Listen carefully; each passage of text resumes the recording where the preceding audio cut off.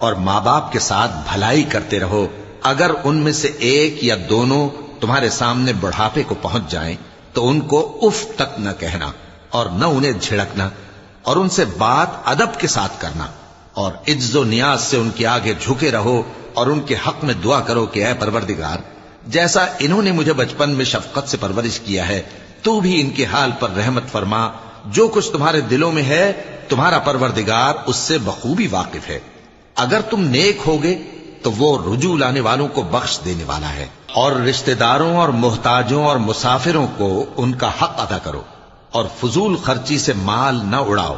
کہ فضول خرچی کرنے والے تو شیطان کے بھائی ہیں، اور شیطان اپنے پروردگار کی نعمتوں کا کفران کرنے والا یعنی ناشکرا ہے۔ اور اگر تم اپنے پروردگار کی رحمت یعنی فراخ دستی کے انتظار میں جس کی تمہیں امید ہو ان مستحقین کی طرف توجہ نہ کر سکو تو ان سے نرمی سے